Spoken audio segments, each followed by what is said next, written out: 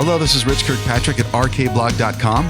Sometimes it's not practical to read from a screen, so instead listen to my blog post about the creative process, leadership, and how these intersect with everyday life and faith. Tuesday, January 17th, 2023.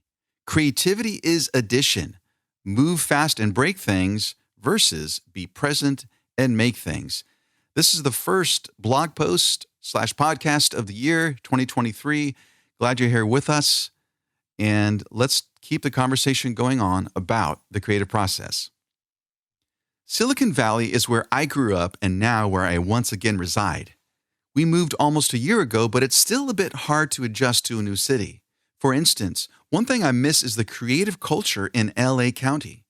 The large number of coffee shops, barbershops, food trucks, and the local vibe reflected the high percentage of creative residents. Many people aspire to be filmmakers, musicians, or the next fashion magnate. I used to drive for Lyft, and in my car, I had cooks to CEOs that all seemed to embrace the creative culture. Returning to the Bay Area is a bit of a culture shock. The main impression I have is that the dominant tech industry in the area definitely appreciates innovators in tech or business, but they have little idea about the value of creatives and artists, and it shows. Let me explain what I mean. Innovation isn't enough. Finding meaning in what we make matters too. We can all learn from artists because what we make is more than a thing. It's something we hope fits into the story of the people we serve. So solving an issue or innovation is only half of the creative process. How will what we make mean something beyond its function? Sure, there are complex problems that, if resolved, will mean a lot to people. For example, when cancer is cured, life wins. That is about as powerful of a connection we can make between the thing we make and the meaning it holds. Famously, Picasso claimed that he never intended to put meaning into his works, reminding people that if they do find meaning, it came from them, not him. However, all artists hope for this magic, where people feel seen by what an artist makes. The song is their song.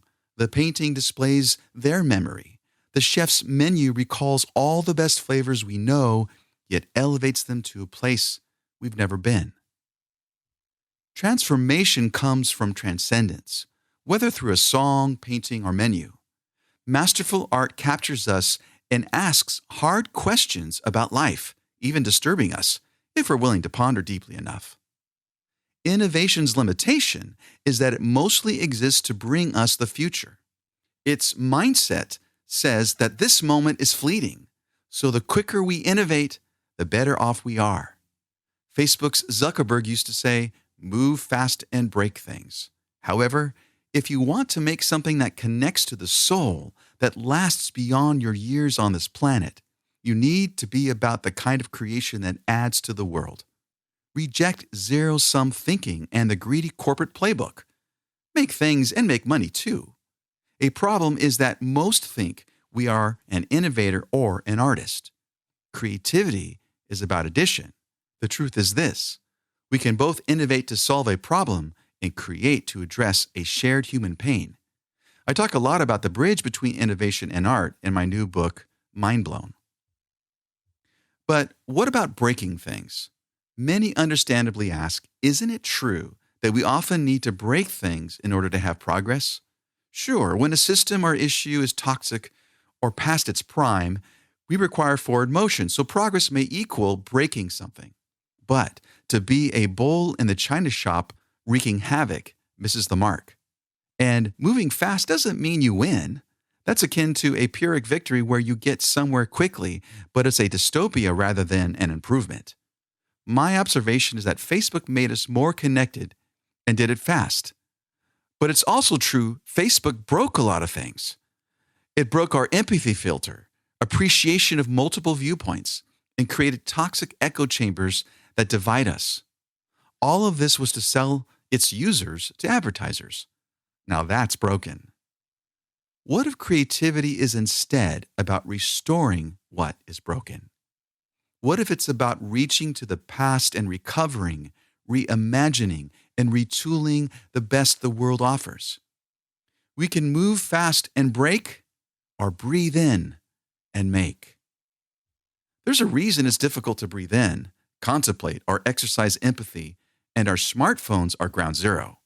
The lust for the next thing is an addiction, trapping us in an endless cycle of upgrades with our technology, which is a solid metaphor for how we see life today.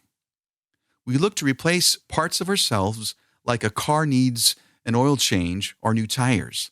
Naively, we seek transcendence through mediated knowledge or experiences.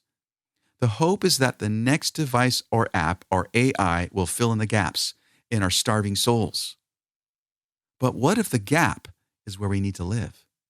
Silence, like rests in a musical score, exhales.